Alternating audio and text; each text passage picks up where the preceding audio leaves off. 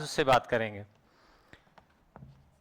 हम लोग होशे की पुस्तक की अंतिम खंड में आ पहुंचे हैं, अंत के तरफ। होशे की पुस्तक, पुराने नियम, आप जो रेगुलर आ रहे हैं उन्हें सबको पता है, और जो जिन्हें नहीं भी पता हो तो एक दूसरे की मदद करें। होशे का पुस्तक आज हम इसको समाप्त करेंगे, होशे की पुस्तक को समाप्त करेंगे। तो आइए, इससे पहले कि हम इसमें जाएं तो हम प्रार्थना करें। पिता परमेश्वर, राजाओं का राजा, प्रभुओं का प्रभु यीशु नासरी, हम उस अनुग्रह के सिंहासन के सामने हैं प्रभु जी, क्योंकि हम आपसे ही सुनना चाहते हैं। पिता परमेश्वर, पवित्र आत्मा, आप हमसे बोलें, बात करें प्रभु जी। जो भी आप बात करते हैं प्रभु, उस वचन को सुन करके हमारे जीवन में लागू करके हम जीने वाले हो जाएं।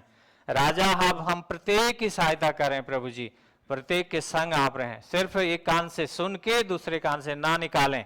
पिता परमेश्वर, इस वचन को हम जीने वाले हो जाएं। प्रभु, आप प्रत्येक के साथ रहें, सहायता करें, मदद करें।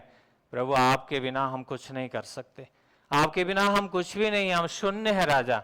हमें आपकी जरूरत है, आपकी मदद की आवश्यकता है। पिता, आप सहायता करें और आपकी महिमा और आपकी गौरव हो। धन्यवाद। यीशु के नाम से प्रार्थना को मांगते हैं, आमीन।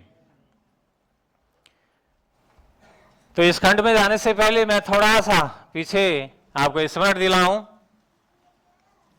ये होशे की पुस्तक एक अद्भुत पुस्तक है जो परमेश्वर ने आपके और हमारे लिए रखा है, क्योंकि हमने देखा परमेश्वर अपने हृदय की अवस्था को इस्राएलियों को दिखाने के लिए, इस्राएलियों को बताने के लिए, किस तरह से एक नबी को, भविष्यवक्ता को, एक वेश्या गोमेर से शादी करने की बात करता है, और वो आज्ञा का पालन करते हुए उस वेश्या से शादी करता है।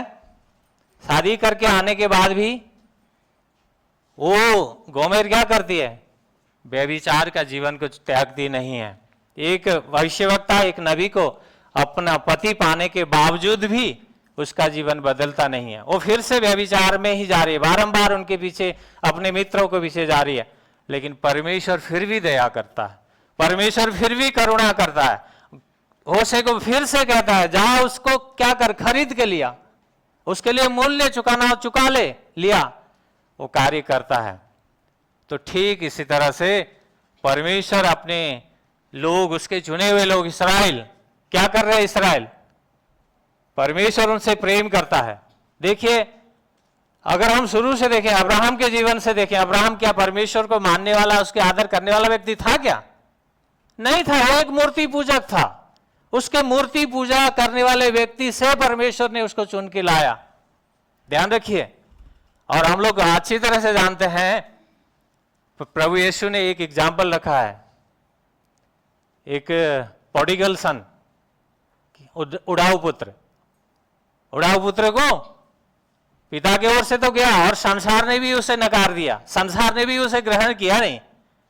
क्या हुआ उसको? वापस पिता के पास जब वो लौट के आया ना, परमेश्वर पिता ने उसे घृणा नहीं किया। वो मैला था, फटे कपड़े थे, बदबुआ उसके शरीर से आ रहा था, दुर्गंध उसके शरीर में थी, परंतु परमेश्वर ने, उस पिता ने उसको गले लगा लिया। उस पिता ने उसकी अवस्था को नहीं देखा। परमेश्वर इस तरह से प्रेम करने वाला परमेश्वर है। यहां पे वही समस्या है। बार बार इस्राएलियों को क्या कर रहा है परमेश्वर? चाहता है कि परमेश्वर उसकी ही आराधना करें, लेकिन ये क्या कर रहे हैं? परमेश्वर को, जिंदे परमेश्वर को छोड़ करके उन मूर्तियों, बछड़ों के पीछे जा रहे हैं। बछड़ों की जो मूर्ति बनाया उनको चूम रहे हैं। इसीलिए परमेश्वर उस मर्म को दिखाने के लिए क्या कर रहा है? एक नबी को एक वेश्या के साथ शादी करवा के उसकी उस अवस्था को, एक पति का हृदय कितना तकलीफ होगा जब उसकी पत्नी व्यभिचार करे, जब उसकी पत्नी बार बार उसे प्रेम करे पूरे हृदय से, मगर फिर भी उसकी पत्नी क्या करे? अपने मित्रों के पास जाना ना छोड़े। तो उसके हृदय में क्या होता है? उस चीज को दिखाने के लिए परमेश्वर ने होशे की पुस्तक के द्वारा आपसे और हमसे बातें की है। आज आपका और मेरी अवस्था क्या है? देखिए 13 अध्याय तक अगर हम देखें, 13 अध्याय तक क्या है? परमेश्वर उनके उन व्यभिचार के लिए उनके वो दंड देने की बात करता है। जो उनका जो समस्या क्या है, भटक रहे हैं, दूसरी ओर जा रहे हैं, परमेश्वर रोकना चाहता है। परमेश्वर चाहता है उसी को राजा माने, उसी की आराधना करे, उसी की महिमा करे, लेकिन वो फिर बार बार दूसरे रास्ते पे जा रहे हैं। तो 13 अध्याय तक परमेश्वर क्या कर रहा है, पूरा दंड की बात करता है। लेकिन अंतिम अध्याय में आए तो परमेश्वर ने बड़े सुंदर ढंग से, बहुत एक यूनिक है ये, ऐसी एक जाति, ऐसे एक लोग, आप सोचिए एक पत्नी ऐसी है जो बार बार व्यभिचार कर रही है, फिर भी परमेश्वर क्या कर रहा है, मैं तुम्हें आशीष करूंगा। अभी अंतिम अवस्था इस अध्याय में क्या कर रहा है परमेश्वर, परमेश्वर कर रहा है मैं फिर से पुनर्स्थापित करूंगा, फिर से मैं तुझे आशीषित करूंगा। अद्भुत बातें यहां पे हैं। आइए हम 14 अध्याय शुरू करते हैं। आप 13 अध्याय तक पढ़ लीजिएगा, फिर से रिपीट करके पढ़िएगा। यहाँ पे परमेश्वर के बातें, वचन जो हैं तो अद्भुत रीति से वो बात करता है, किस तरह से दंड की बात कर रहा है। लेकिन 14 अध्याय में परमेश्वर क्या चाहता है, फिर से आशीषित देने की बात चाहता है, लेकिन उसके पीछे इस्राएल के जीवन से वो क्या अपेक्षा करता है वो बातें हैं। होशिया 14 अध्याय का 1 से लेकर 9 पद तक, 9 पद हैं टोटल, लेकिन इसका मुख्य विषय है इस्राएल का पश्चाताप और परमेश्वर की प्रतिक्रिया। जब पश्चाताप करता है इस्राएल तो परमेश्वर क्या प्रतिक्रिया करता है वो बातें हैं, मुख्य विषय है। हमने इसको 4 भागों में बांटा है। पहला खंड है 1 से लेकर 3 पद तक, इस्राएल को अपने पश्चाताप में क्या कहना चाहिए। पहली बात, परमेश्वर क्या कह रहा है, पश्चाताप हम करते हैं, प्रायश्चित करके उसके पास आना चाहते हैं, तो हम कैसे आए, कौन से शब्द से आए, किन बातों को लेके आए, वो बातें हैं यहाँ पे। दूसरा खंड है 4 से लेकर 7 पद में, परमेश्वर पश्चातापी इस्राएल को पुनः स्थापित करने का वादा करता है। जब लोग पश्चाताप करते हैं तो उन पश्चातापी इस्राएल को पुनः स्थापित करने की बातें करता है। और तीसरा खंड है 8 पद, इस 8 पद में वो क्या कहता है, नया इस्राएल मूर्तियों से मुक्त होगा। नया इस्राएल में परमेश्वर नहीं चाहता कि कोई मूर्ति हो। और चौथा है 9 पद, उसमें परमेश्वर क्या कहता है, नया इस्राएल बुद्धिमानी पूर्वक चलेगा, अर्थात परमेश्वर की आज्ञा के अनुसार एक बुद्धिमान व्यक्ति कैसे चलता है उस तरह से चलेगा, वो बातें हैं। आइए हम एक एक खंड को करते हुए देखते हुए चलें। पहला खंड 1 से लेकर 3 पद आप अपने बाइबल में देख सकते हैं। इस्राएल को अपने पश्चाताप में क्या कहना चाहिए, क्या वचन लिखा है, देखिए। हे इस्राएल, अपने परमेश्वर यहोवा के पास लौट आ, क्योंकि तूने अपने अधर्म के कारण ठोकर खाई है। यहोवा के पास लौट आ और उससे बातें कर, उससे कह, सब अधर्म दूर कर और अनुग्रह से हमें ग्रहण कर, कि हम अपने होठों की स्तुति अर्पित करें। अशुर हमें नहीं बचाएगा, हम घोड़ों पर नहीं चढ़ेंगे और ना फिर कभी अपने हाथ की कारीगरी को अपना ईश्वर कहेंगे, क्योंकि तुझ में ही अनाथ को दया मिलती है। हमने देखा पहला खंड, इसमें परमेश्वर क्या बातें कर रहा है। देखिए एक एक मुख्य मुख्य विषय को मैं लेके चलूंगा। पहली बात, यहोवा के पास लौट आ और उससे बातें कर। पहली बात है परमेश्वर क्या चाह रहा है, परमेश्वर के पास लौटने में इस्राएल को अपनी नहीं परंतु परमेश्वर के शर्तों पर आना होगा। परमेश्वर क्या चाहता है कि जब इस्राएल लौटे तो अपने साथ दीनता के शब्दों या बातों के साथ लौटे। देखिए परमेश्वर पहली बात क्या कर रहा है, उसके पास लौटना है और क्या करना, उससे बातें करनी है।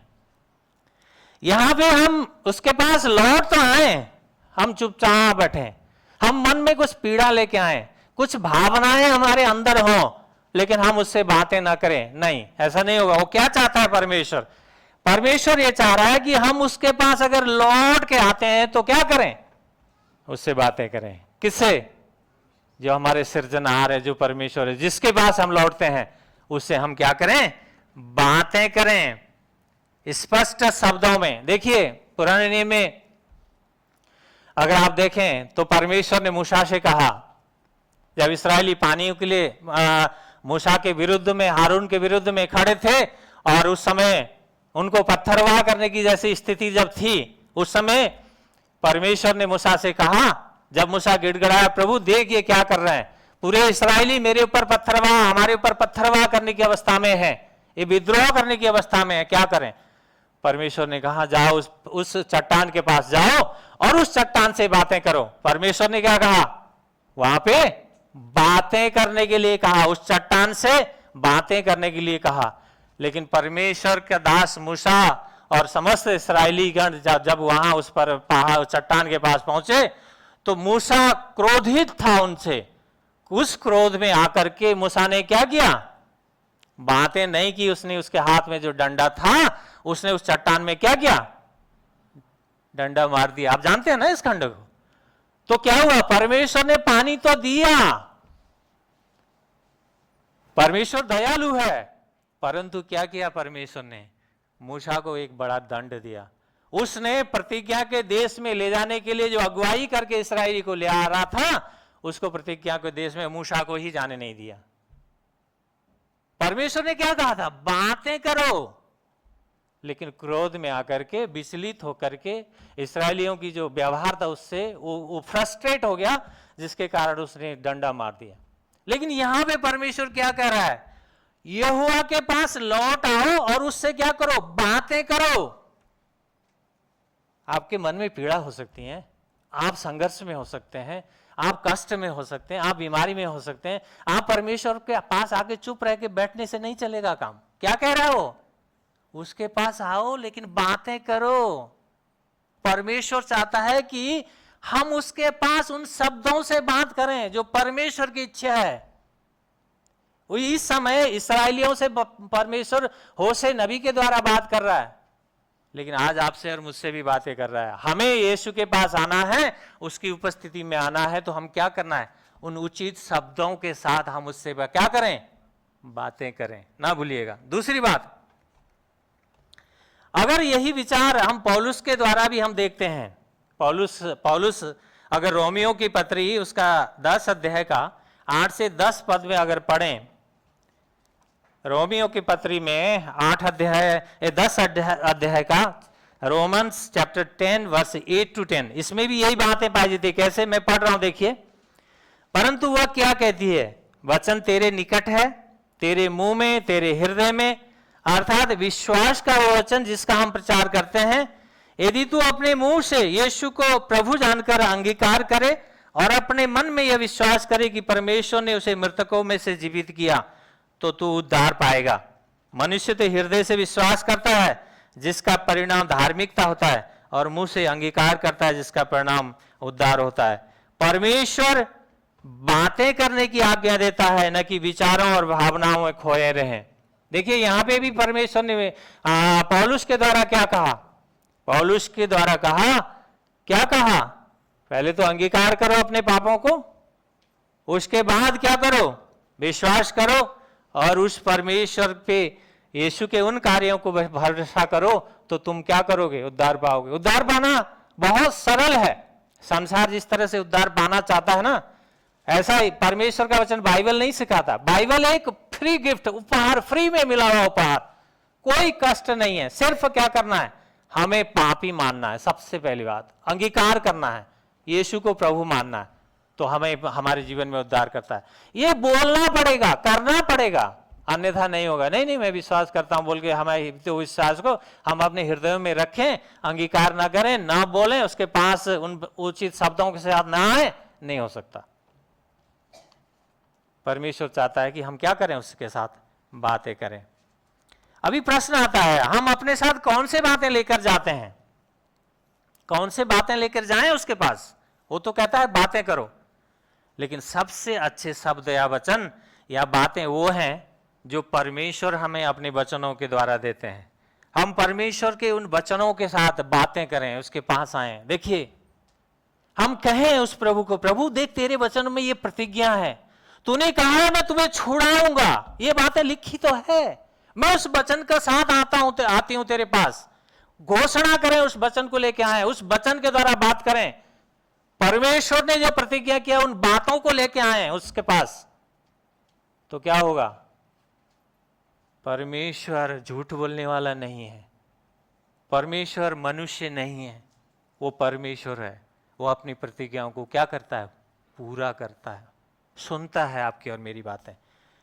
ध्यान रखिए, हम उसके पास तो आए, लेकिन हमारे शब्द उचित शब्द हों, हमारे शब्दों में परमेश्वर के वचन के साथ अगर हम आते हैं, उसकी प्रतिज्ञा को लेके आते हैं, प्रभु देख तेरे वचन में लिखा है ना तो दिन को धूप से न रात को चांदनी से तेरी कुछ हानि होगी, लिखा तो है। प्रभु उस वचन के साथ मैं आ रहा हूं या आ रही हूं, उससे कहें, परमेश्वर सुनेगा। वही बात इसराइलियों से कर रहा था होशे के द्वारा, आज आपसे और मुझसे कह रहा है। और आगे उससे कहे, सब अधर्म दूर कर और अनुग्रह से हमें ग्रहण कर। क्या कहें, परमेश्वर से कहें, परमेश्वर हम तेरे पास आते हैं तो हमें क्या करना है, प्रभु हमारे अधर्म को दूर कर, हमें स्वीकार कर, हमें नम्रता और दीनता के साथ उसके पास आना होगा। लेकिन हमारे पास हमें सही ठहराने के हजारों बहाने हो सकते हैं। कई बार क्या होता है, नहीं मैंने गलती नहीं किया, गलती तो इसकी है, गलती तो नहीं इसकी है। हमारे पास हजारों बहाने हो सकते हैं, परंतु परमेश्वर कहता है, क्या कहता है, नहीं, दीनता से और नम्रता से उसके पास आओ, अपने आप को स्वीकार करो, अपने अधर्म को मान लो, हठी मत बनो, उसके पास आओ। वो क्या करेगा तब, वो हमें अनुग्रह से ग्रहण करेगा, क्योंकि हमें अपने परमेश्वर का वो अनुग्रह को पहचाने और हम उस पर अपना भरोसा रख पाए। ये बहुत महत्वपूर्ण है।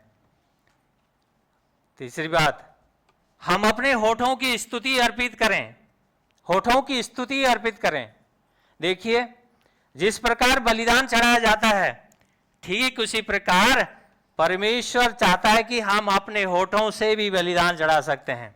हम प्रशंसा कर सकते हैं, हम आराधना कर सकते हैं, हम निवेदन कर सकते हैं, हम मध्यस्थता की प्रार्थना कर सकते हैं। हमारे शब्द स्पष्ट हों और एक बलिदान के रूप में उसके सामने हम लाएं। परंतु क्या होगा, याकूब लिखता है, याकूब की पत्री में 3 अध्याय में, बाद में पढ़ लीजिएगा घर जाके, याकूब लिखते हैं, एक जल के सोते से खारा पानी निकले एक बार, मीठा पानी निकले दूसरी बार। क्या ऐसा होता है, क्या होता है? नहीं होता। एक बार में एक ही जैसा पानी निकलेगा, खारा होगा तो खारा ही होगा, मीठा होगा तो मीठा ही होगा, दोनों नहीं हो सकते। लेकिन हमारे इन शब्दों में हम उनके पास आए, होठों की स्तुति अर्पित करने की बात परमेश्वर कहता है। हम एक बार आशीषों से प्रार्थना करें, दूसरी बार किसी को श्राप दें, ये क्या परमेश्वर ग्रहण करेगा? नहीं। हम एक बार क्या करें, परमेश्वर की महिमा करें, हम उसके चरणों में गिड़गिड़ाएं, दूसरी श्रेणी क्या करें, हम किसी की बुराई करना शुरू कर दें। क्या होगा? परमेश्वर यहां पे क्या कहता है, होठों से स्तुति अर्पित करने की बातें कहता है। अगर हमें परमेश्वर की आराधना करना है, उस जीवदे परमेश्वर की हमें चरणों में आना है, हमें इन होठों से उसकी प्रशंसा करनी होगी, उसकी स्तुति करनी होगी, उसकी महिमा करनी होगी। ये बहुत महत्वपूर्ण है। ये मसीह जीवन के एक बेसिक चीजें हैं, ध्यान रखिएगा। अगर हम मसीह हैं, हम अपने आप को कहते हैं हम एक सच्चे मसीह हैं, हम एक नया जन्म पाए हुए मसीह हैं, तो फिर सबके ऊपर लागू होता है, आपके लिए भी मेरे लिए भी इक्वल है। परमेश्वर उस दिन किसी को पक्षपात करने वाला नहीं है। हमारे शब्द, हमारे भावना, हमारे विचार, हमारे कार्य, हर एक को स्पष्टता परमेश्वर चाहता है। और आगे देखें क्या कहता है वो, अशूर हमें नहीं बचाएगा, हम घोड़ों पर नहीं चढ़ेंगे। जब हम परमेश्वर के पास उचित शब्दों के लेकर के आएंगे, ये यहोवा पे हम निर्भर होंगे, हमारी निर्भरता किसी और चीज और लोगों के ऊपर नहीं होगी, तो क्या होगा, तब हम जानेंगे हमें बचाने वाला अशूर नहीं है। हम घोड़े में चढ़ के लड़ाई नहीं जीत सकते, ये लड़ाई जीतने वाला हमारा परमेश्वर है। हम उसी के पास आएंगे तो वही हमें इसमें से क्या विजय दे सकता है। इसी कारण से, क्योंकि तब क्या होगा उस समय, तब हम जानेंगे ये जो हाथ की कारीगरी है ना, ये जो बछड़ा है ना बना के तैयार रखा है, हाथ की कारीगरी है, हम उसके ऊपर सिर पटक करके नहीं कहेंगे कि तू मुझे बचा। हम उस समय पहचानेंगे कि ये मेरा परमेश्वर नहीं है, मुझे बचाने वाला जिंदा है, वो मरे हुए में नहीं है, वो मुझे बचाने का सामर्थ्य रखता है। उस समय हम पहचानेंगे। ध्यान रखिए, तूफान तो उठ सकता है जीवन में, तूफानें आ सकती हैं। मत्ती 8 अध्याय में अगर आप देखो, खोलूंगा नहीं उस खंड को मैं, यीशु के चेले के पास, यीशु मसीह के पास चेले होते हुए भी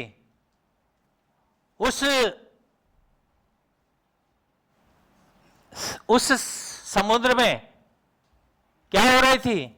लहरें उठ रही थी, भयानक तूफानें भयानक उठ रही थी, परंतु यीशु तो साथ ही था, नजदीक ही था, यीशु वहीं पर था। वो लोग विचलित हुए। हमें इस बात को नहीं भूलना है। तूफानें आ सकती हैं, लहरें उठ सकता है, लेकिन हमें बचाने वाला कौन है, हमें उसको नहीं भूलना है। ये मूर्तियां, ये हाथ से बनी हुई कारीगर की एक उसके ज्ञान और बुद्धि के अनुसार सुंदर जो रूप है, वो हमें बचाने वाला नहीं है। मुझे और आपको बचाने वाला जिंदा परमेश्वर है, सबका स्वामी है। हम इस चीज को भूलना नहीं है। तो अब क्या सोचते हैं हम यीशु के पास किस प्रकार के शब्दों के साथ आएंगे? पहला खंड हमने देखा ना, हम उचित शब्दों से उससे बातें करें। वो कहता है बातें करो। तो हम कौन से शब्दों के साथ यीशु के पास आने का निर्णय करते हैं? आप और हम सोचें, अपने मन में विचार करें। दूसरा खंड 4 से लेकर 7 पद में परमेश्वर पश्चातापी इस्राएल को पुनः स्थापित करने का वादा करता है। क्या कर रहा है? मैं उनके भटक जाने की आदत को दूर करूंगा, मैं उनसे खुलकर प्रेम करूंगा, क्योंकि मेरा क्रोध उन पर से उतर गया है। मैं इस्राएल के लिए ओस के समान ठहरूंगा, वह शोषण के समान फूलेगा, लेबनान के देवदार के समान वह जड़ पकड़ेगा, उसकी डालियां फूट निकलेंगी, उसकी सुंदरता जैतून वृक्ष के समान और उसकी सुगंध लेबनान के देवदारों के समान ठहरेगी, समान होगी। जो उसकी छाया में निवास करते हैं वे लौटेंगे, वे अन्न के समान बढ़ेंगे तथा दाखलता के समान फूले फलेंगे। उसकी कृति लेबनान के दाख मधु की सी होगी। पहली बात, मैं उनके भटक जाने की आदत को दूर करूंगा। भटक जाने की आदत, परमेश्वर ने देखा कि इस्राएल उससे भटकने पर तुला हुआ है। जैसे आप 11 का 7 पद में देखिए, यही होशे उसकी 11 का 7 क्या लिखा है? मेरी प्रजा के लोग मुझसे फिर जाने की हट करते हैं। क्या कर रहे हैं? इस्राएली लोग परमेश्वर से दूर जाने के लिए, भटक जाने के लिए क्या कर रहे हैं? तुले हुए हैं। परंतु यहां पे परमेश्वर क्या कर रहा है? परमेश्वर कहता है मैं उनकी भटकने की आदत को ठीक करने की बात उसने कहा, मैं ठीक करूंगा, भटकने नहीं दूंगा। परंतु कब ठीक करेगा? जब वो पश्चाताप करेगा और उसके पास लौट आएगा। परमेश्वर इसलिए ठीक नहीं कर रहा है कि वे लोग ठीक होने के लायक हैं, परंतु यह तो उसका प्रेम है जो उसे उसके स्वभाव में है। तभी तो यीशु ने कहा अपने शत्रुओं को क्षमा करो। परमेश्वर दयालु है, इस कारण हमारी यह रोग जो हमें इधर उधर भटकाती है उसे वो चंगा करेगा। परमेश्वर हमारी भटकने की अवस्था से हमें बचाने की वादा करता है, परंतु उससे पहले वो क्या चाहता है? वो चाहता है कि हम सच्ची पश्चाताप के साथ, सच्चाई से हम उसके पास क्या करें? आएं और उचित शब्द से उससे प्रार्थना करें, उचित शब्द लेके उससे बातें करें। तब क्या होगा? हमें जो भटकाने वाली चीजें हैं ना हमारे जीवन में, उससे परमेश्वर बचाएगा, हमें छुड़ा लेगा। वो जो भटकाने वाली चीजें हैं जो हमें आपको विचलित करती हैं, उन चीजों से परमेश्वर क्या करेगा? हमें स्थिर करेगा। उस समय वो इस्राएलियों से कर रहा था, अभी वो आपसे और मुझसे कह रहा है। दूसरी बात, प्रश्न ये है क्या हम पीछे हट रहे हैं? हम अपने असलियत को पहचानने की कोशिश करें। हमें ऐसा लगता होगा कि हम ठीक हैं, परंतु जब और करीब से अपने अंदर को झांकेंगे तो पता चलेगा कि हम कैसे हैं। एक उदाहरण मैं आपके सामने रख रहा हूं। जब एक थोड़ा सा तूफान चलता है, तूफान चलता है तो उसमें एक पेड़ गिर जाता है, हम क्या सोचते हैं? ये तूफान गिरने के पीछे रीजन क्या है? पेड़ गिरने के पीछे कारण क्या है? हम सोचते हैं ये तूफान के कारण क्या हुआ, ये पेड़ गिर गया। लेकिन अगर हम उसी पेड़ को नजदीक से आके उसकी हम जांच करें, उसको देखें, तो क्या मिलता है? गिरने के पीछे रीजन क्या है? पेड़ गिरने के पीछे कारण क्या है? हम सोचते हैं ये तूफान के कारण क्या हुआ, ये पेड़ गिर गया। लेकिन अगर हम उसी पेड़ को नजदीक से आके उसकी हम जांच करें, उसको देखें, तो क्या मिलता है? उस पेड़ के अंदर बहुत समय से कीड़े क्या कर रहे थे? उसको अंदर से खोखला कर रहे थे, काट रहे थे, और इसी कारण से क्या हुआ? वो पेड़, तूफान उसको गिराने का रीजन नहीं है। ध्यान रखिए, हमें लगता क्या है? वो पेड़ गिरने के पीछे रीजन तूफान है, लेकिन असली रीजन क्या है? मुख्य कारण क्या है पेड़ गिरने का? कीड़े, जो उसके अंदर उसको काट के खोखला कर रहे हैं। ध्यान रखिएगा, मसीही जीवन भी, हमारे जीवन में हमें लगता है हम ठीक हैं, हमें लगता है हम अभी गिरेंगे नहीं, तूफान भी आएगा। लेकिन ऐसा कोई तूफान आ जाए, हमें गिरा दे, उस समय हमें लगेगा कि नहीं नहीं, ये गिराने का कारण तूफान है। लेकिन असलियत में हम उसके जड़ तक जाएं, ढूंढें, तो हमारे अंदर कुछ कीड़े हैं जो हमें खोखला कर रही है, हमारी मसीहत को कमजोर कर रही है। हमारी जो मसीह में बने रहने की जो अवस्था है ना, जो रिलेशन है यीशु के साथ बने रहने का रिलेशन, उस रिलेशन को कमजोर करने वाले कुछ कीड़े हैं जो हमें काट रही हैं, अंदर से खोखला कर रही हैं। हमें लगता है तूफान है, हम तूफान के कारण गिरे, लेकिन असली रीजन कुछ और है गिराने वाला। तो इस चीज को ना भूलें। परंतु परमेश्वर क्या कह रहा है यहां पे? परमेश्वर कह रहा है, जब परमेश्वर के पास इस्राएल लौट आएंगे, तो जीवन में इस खंड के द्वारा हम क्या देखते हैं? वो कहता है, पहली बात वो क्या कह रहा है? वह बढ़ेगा। इस खंड को ध्यान से देखिएगा, पहली बात वो कहता है ये बढ़ेगा, अर्थात हमें वो विश्वास में वृद्धि होते हुए देखेगा। पहली बात वो बढ़ाएगा। दूसरी बात, वह सुंदर होगा। किसकी तरह? शोषण अर्थात लिली की तरह सुंदर। परमेश्वर हमारे जीवन में सुंदरता की वृद्धि करेगा। तीसरी बात, वो ताकत में बढ़ेगा। कैसे? लेबनानों के देवदारों के समान जड़ें मजबूत होंगी। एक पेड़ को जो स्थिर रखने के पीछे क्या है? जड़ें हैं। अगर जड़ें मजबूत होगी तभी उसका क्या होगा? ताकत का पता चलेगा। तूफान आएंगी जाएंगी, लेकिन पेड़ नहीं गिरेगा, खड़ा रहेगा। क्या है उसके पीछे मुख्य कारण? उसकी जड़ें मजबूत हैं। तो इसी तरह से अगर हम मसीह में हैं तो हमारी जड़ें भी मजबूत होनी होगी। हम कमजोर जड़ें लेकर के नहीं जी सकते मसीहत में। मसीहत में जीना सरल नहीं है, ईजी नहीं है जैसे दिखता है। क्यों?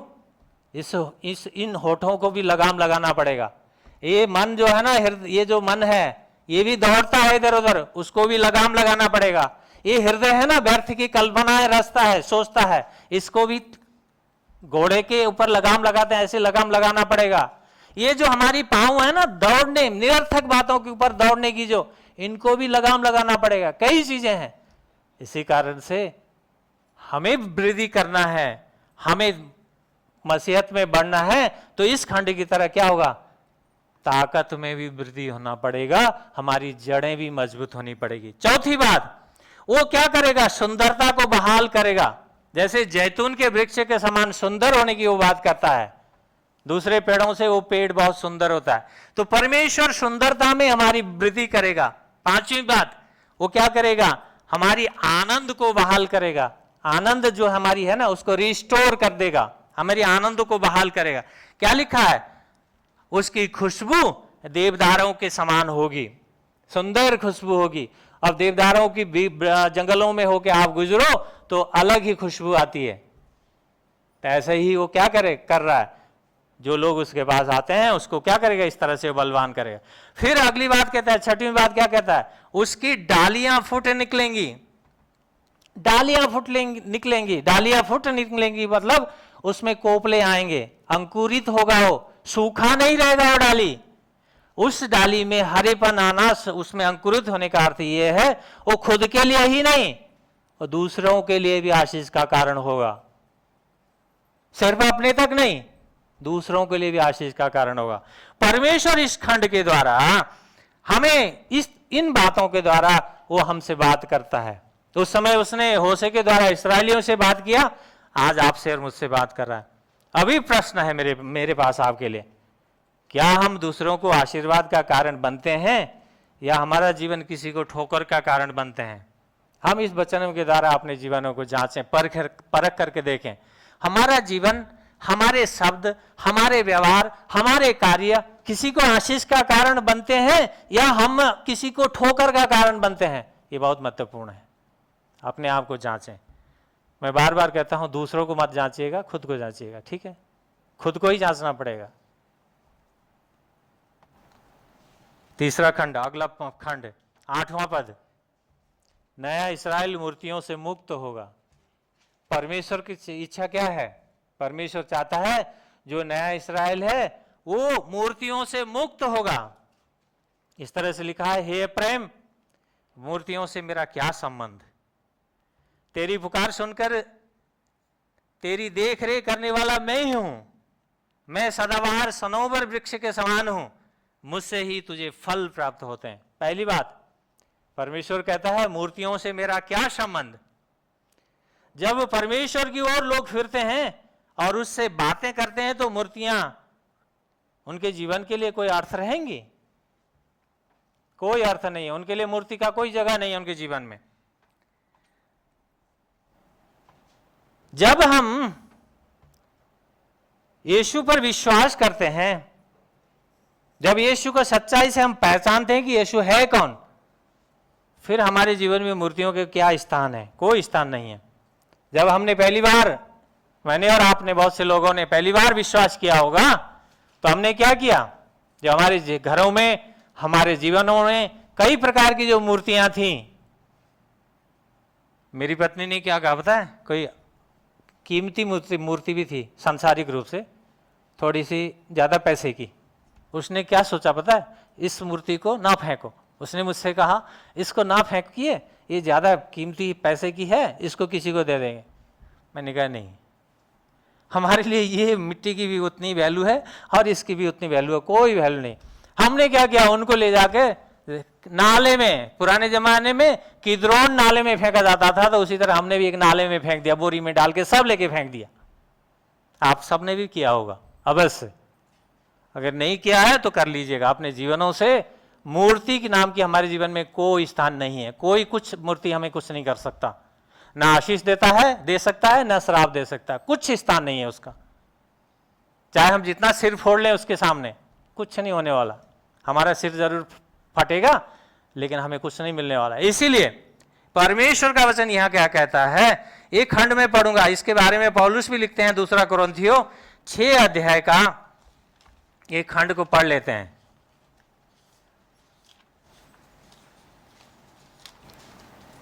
दूसरा कुरिन्थियों 6 अध्याय का 14 से लेके 16 पद, 3 पद मैं आपके बीच में पढ़ना चाहता हूं। ध्यान से इन वचनों को सुनिएगा। जिसके पास बाइबल है और जो बाइबल को जिन्होंने खोल लिया है वो अपने बाइबल में देखें, और जिसके पास नहीं है वो मुझसे सुने। अविश्वासियों के साथ असमान जुए में न जुतो, और धार्मिकता का अधर्म से क्या मेल, या ज्योति की अंधकार से क्या संगति, और मसीह का बलियाल से क्या लगाव, या विश्वासी का अविश्वासी के क्या संबंध, या मूर्तियों से परमेश्वर का मंदिर का क्या समझौता। क्योंकि हम तो जीवित परमेश्वर के मंदिर हैं, जैसा कि परमेश्वर ने कहा, मैं उनमें निवास करूंगा और उनमें चला फिरा करूंगा और उनका परमेश्वर होऊंगा और वे मेरे लोग होंगे। अभी यहाँ पे पौलुस लिखते हैं मूर्ति का कोई स्थान नहीं है। अंधकार का ज्योति के साथ कोई संबंध है? जहां अंधकार है वहां ज्योति नहीं है। जहां ज्योति है वहां अंधकार रह सकती है? नहीं रह सकती। उनका कोई संगति नहीं हो सकता। उसी तरह से परमेश्वर क्या कहता है, बहुत सी बातें क्या है उसमें है, लेकिन मैं नहीं जाऊंगा। एक ही बात है, या परमेश्वर या मूर्तियों से परमेश्वर के मंदिर का क्या समझौता। परमेश्वर यहां पे स्पष्ट कहता है मूर्ति हमारे लिए कोई मायने नहीं रखती। हमारे लिए हम मरे हुओं की आराधना नहीं करते, हम जीवितों की करते हैं। जीवता परमेश्वर है जो मूर्तियों में नहीं है, जिसने संपूर्ण ये ब्रह्मांड को बनाने वाला परमेश्वर है, हम उसकी आराधना करते हैं। तो इसीलिए क्या कह रहा है, परमेश्वर चाहता है कि इस्राएली और उनके जीवन में मूर्ति नाम की कोई चीज ना हो।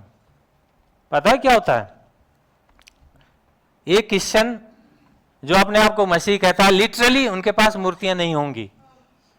एक मूर्ति बना करके उनके पास नहीं रखेंगे, परंतु मूर्ति वाली चीजें कई और चीज आ जाती हैं हमारे जीवन में। ध्यान रखिएगा, आजकल मूर्ति नाम का एक पुर्जा आ गया है, सब जानते हैं, मोबाइल। कई के जीवन में वो मूर्ति बन गया है। हम बहुत से ज्यादा समय हम उसको दे रहे हैं, उसकी आराधना कर रहे हैं। परमेश्वर का वचन पढ़ने का समय नहीं है हमारे पास, उसके चरणों में बैठ के आंसू बहाने प्रार्थना करने का समय नहीं है।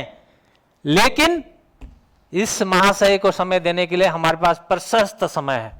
हम यूट्यूब, फेसबुक, अन्य चीजें, दुनिया और की जो सोशल मीडिया है, उसमें लगे रहने का हमारे पास क्या है, प्रशस्त समय है। रात का हम 1-2 बजे तक भी जगने को तैयार हैं। क्यों? हमने इसे एक मूर्ति बना के रख लिया अपने जीवन में। ध्यान रखिए, अगर ये मूर्ति बहुत खतरनाक है, इसलिए परमेश्वर क्या कहता है, परमेश्वर कहता है मूर्ति का कोई स्थान नहीं होना चाहिए। उसी तरह इतना ही नहीं, किसी का धन का घमंड होता है, धन उनकी मूर्ति बन जाता है। किसी का इज्जत और मान सम्मान का घमंड होता है, उनके जीवन में वो मूर्ति बन जाता है। कई तरह से मूर्ति बन सकता है, लेकिन हमें क्या करना है, सजग रहना है। हमें अपने आप को परखना है और जांचना है, कोई ऐसी चीज जो मेरे लिए मूर्ति का स्थान न बन जाए मेरे जीवन में। ठीक है, तो इन वचनों के अनुसार हम अपने जीवनों को जांचें। क्या हमारे जीवन में कोई मूर्ति तो नहीं है, ऐसी मूर्ति जो हमें परमेश्वर से दूर ले जा रही हो, हमें परमेश्वर का स्थान, परमेश्वर का महिमा करने का समय सब कुछ चुरा रहा हो। अगर ऐसा है तो सजग हो जाएं, सचेत हो जाएं, उससे अपने आप को पृथक करें। अगला खंड 9 पद, नया इस्राएल बुद्धिमानी पूर्वक चलेगा। परमेश्वर क्या चाहता है, जो बुद्धिमान हो वही इन बातों को समझे, जो समझदार हो वही इन बातों को जाने। यहोवा के मार्ग सीधे हैं, धर्मी उनमें चलते रहेंगे, परंतु अधर्मी उनमें ठोकर खाकर गिर पड़ेंगे। क्या परमेश्वर क्या चाहता है, परमेश्वर चाहता है कि उसके लोग, उसके जन क्या करें, बुद्धिमानी पूर्वक चलें। अभी प्रश्न है, बुद्धिमान कौन है? होशे नबी ने परमेश्वर के द्वारा इतने बहुत कुछ बातें इसमें लिखा, एक अध्याय से लेके लास्ट तक आप पढ़ना, फिर से रिपीट करना, बहुत सी बातें लिखा। तुम ये ना करो, तुम ये ना करो, ऐसा करोगे मैं दंड दूंगा, ऐसा करोगे मैं बदुहाई में भेजूंगा, ऐसा करोगे तुम्हें लूट ले जाएंगे लोग। ऐसे बहुत सी बातें हमने आपके बीच में की है। लेकिन अंतिम में वो कहता है, क्या कह रहा है, जो बुद्धिमान हो वही इन बातों को समझे। निचोड़ क्या है, अगर हम और आप अगर सोचते हैं कि हम बुद्धिमान हैं, तो परमेश्वर के इन वचनों को क्या करेंगे, हम ग्रहण करेंगे अपने जीवनों में। इन वचनों के अनुसार अपने जीवनों में चलने की कोशिश करेंगे। परमेश्वर के वचन की संदेश को हम अनसुना और अनदेखा नहीं करेंगे। परमेश्वर पश्चातापी हृदय को पुनः स्थापित करने के लिए अवसर प्रदान कर रहा है, परंतु इन वचनों को उपेक्षा करना क्या होगा, एक खतरनाक है और एक मूर्खतापूर्ण काम होगा। देखिए, जो उड़ाऊ पुत्र था उसने क्या किया, एक समय मूर्खतापूर्ण काम किया। उसने अपने पिता की संपत्ति मांग करके, उसने जायदाद में जो हिस्सा था लेकर के क्या किया, संसार में उड़ा दिया, और संसार ने उसको ठोकर मार दिया। उसके बाद उसको याद आया कि मुझे पिता के घर में ही वापस जाना होगा। पश्चाताप करते हुए वापस आया हो। जैसे वापस आया तो परमेश्वर ने क्या किया, उसको गले लगा लिया। बुद्धिमान बन गया उस समय वो। क्यों? अगर वो सोचता कि मैंने तो बहुत बड़ा गुनाह किया है, मैंने बहुत बड़ा पाप किया है, मैंने जीवन में बड़ा अधर्म कर लिया, मेरे हिस्सा, मेरे जीवन के जायदाद का सब कुछ मैंने उड़ा दिया, अब मैं कैसे, किस मुंह दिखाने के लिए जाऊं, कैसे फिर के जाऊं। अगर ऐसा करता जैसे यहूदा इस्करियोती ने किया, पाप तो किया उसने, लेकिन पतरस की तरह पश्चाताप करते हुए रोते हुए यीशु के पास वापस फिर के नहीं आया। क्या किया उसने? उसके पास ग्लानिति हुई, उसने सोचा तो है मैंने पाप किया, मेरे से अधर्म हुआ, लेकिन क्या किया? पश्चाताप नहीं किया।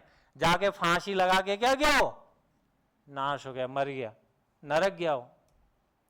इसी कारण से हमारे जीवन में हम भूल कर सकते हैं, कठिनाइयां आ सकती हैं, संघर्ष आ सकता है, लेकिन परमेश्वर क्या चाहता है? परमेश्वर ये चाहता है कि हम पुनः स्थापित होना चाहते हैं ना, हम उस रिलेशन को देखिए। एक बार क्या हुआ, आदम ने क्या किया? आदम और हवा ने परमेश्वर के उन आज्ञा के विरुद्ध में विद्रोह किया। उसने परमेश्वर की बात ना सुन करके किसकी बात सुना?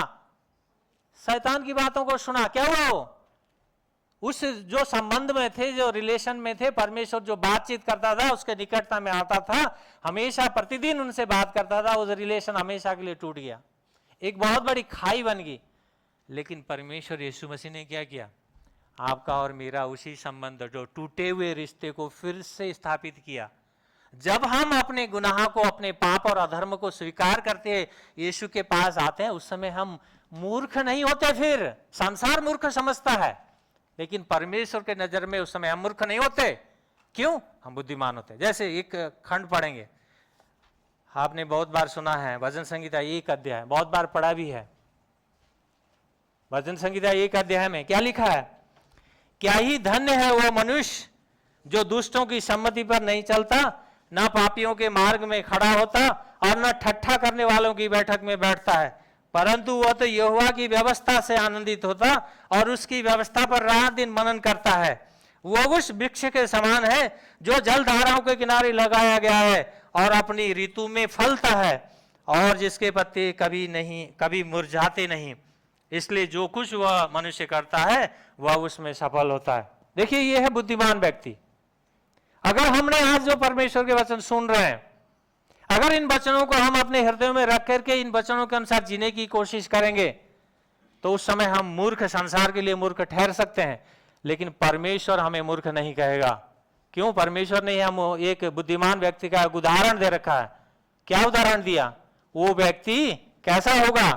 हम आगे नहीं पढ़ेंगे, 4, 5, 6 पद अगर पढ़ें तो वहां मूर्ख का भी उदाहरण है, मूर्ख कैसा है। परंतु ये वो व्यक्ति क्या है? वो परमेश्वर की व्यवस्था पर दिन रात मनन करता है, वो उचित ऋतु में फल लाता है, उसके पत्ते कभी मुरझाते नहीं हैं, कभी वो पत्ते सूख करके झड़ते नहीं हैं। क्यों? क्योंकि उसकी जड़ें यीशु मसीह में हैं, उसकी जड़ें मजबूत हैं, उसकी जड़ें ऊपर सतही जड़ें नहीं है, जड़ें नीचे जमीन के बहुत नीचे तक हैं, जहां पानी है, जहां उनको जल मिलता है। इसीलिए तो लिखा है ना, जलधारा के किनारे लगाया हुआ वृक्ष।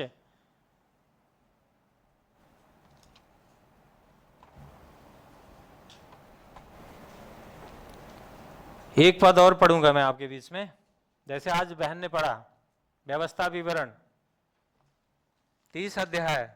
आपने उसमें कितना ध्यान दिया, कितना नहीं दिया है मुझे नहीं पता, लेकिन मैं उस खंड को ना पढ़ के एक दूसरा खंड को पढ़ना चाह रहा हूं, इसी का 30 का ही। इसका जो बहन ने पढ़ा है, उस खंड में भी परमेश्वर क्या कहता है? उसकी ओर फिर के आने की बात कहता है बारंबार, ध्यान रखिएगा, उसकी ओर फिरने की बात। मैं पढ़ रहा हूं 30 का 19 और 20 पद,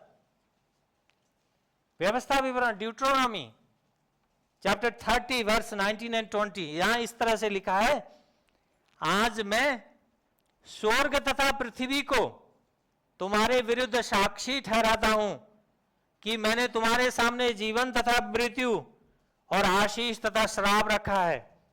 अतः जीवन को चुन ले कि तू अपनी संतान सहित जीवित रहे, अपने परमेश्वर यहोवा से प्रेम करना, उसकी सुनना तथा उससे लिपटे रहना, क्योंकि यही तेरा जीवन और तेरे लिए दीर्घायु है, कि तू उस देश में निवास करने पाए जिसे यहोवा ने तेरे पूर्वजों अर्थात इब्राहिम, इसाक और याकूब को देने की शपथ खाई थी। परमेश्वर कहता है देखो मैंने तुम्हारे सामने क्या रखा है, दो चीजें रखी है, आशीष एक रखा है, एक श्राप है, एक जीवन रखा है, एक मृत्यु रखा है। अब चुनना तुम्हारा काम है, किसको चुनते हो, जीवन को चुनते हो या मृत्यु को चुनते हो, आशीष को चुनते हो या श्राप को चुनते हो। आगे कहता है अगर परमेश्वर के पास उससे अगर अनुग्रह पाना चाहते हो, उससे बुद्धिमान होना चाहते हो, क्या हो, परमेश्वर के वचनों में क्या करो, तुम लिपटे रहो, लिपटे रहो। ये बहुत महत्वपूर्ण शब्द है, ध्यान रखिएगा। हम परमेश्वर के पास जाके सिर्फ उसको छुए ना, हम उससे लिपटे रहें। वो चाहता है वो हम उसके वचनों में बढ़ें। हम प्रार्थना करें तो उन वचनों को लेके प्रार्थना करें, हम उन वचनों के साथ आए उसके पास। हमारी आराधना, हमारी स्तुति करना, हमारा पश्चाताप करना, हमारे एक दूसरे के लिए प्रार्थना करना, हम एक दूसरे को क्षमा करना, बिल्कुल कपट रहित हो, बिल्कुल कपट रहित, एकदम सीधा हो। तभी क्या होगा, परमेश्वर आपकी और मेरी हृदय की बात को सुन करके हमें आशीषित करेगा। अगर हम कमजोर हैं वो हमें बलवंत करेगा। अगर हम सोचते हैं कि नहीं प्रभु मैं तो मूर्ख हूं, मैं कुछ नहीं जानता, मैं कुछ नहीं जानती, परमेश्वर उस समय बुद्धिमान बनाएगा। पौलुस इसीलिए लिखा है, क्या लिखा है, पौलुस लिखता है संसार तो हमें मूर्ख समझता है, समझने दो, लेकिन तुम हमें उस तरह से ना समझो। वो कोरिन्थियों की पत्री में उस मंडली को लिखते हुए कहता है। इसीलिए क्या करना चाहिए हमें, मुझे और आपको, यदि हम आज परमेश्वर का इस वचन को जो उसने अपने वचनों से बात किया है, अगर हम अपने आप को बुद्धिमान समझते हैं तो हम अपने आप को मूर्ख बना लें। मूर्खता के साथ हम उसके पास आ जाएं, टूटे हुए हृदय को लेकर आए उसके पास। इसी होशे की नबी की पुस्तक में ही हमने पढ़ा, बीज बोने वाला कभी बंजर भूमि में बीज नहीं बोता। वो क्या चाहता है, उस भूमि को तोड़ा जाए, जोता जाए।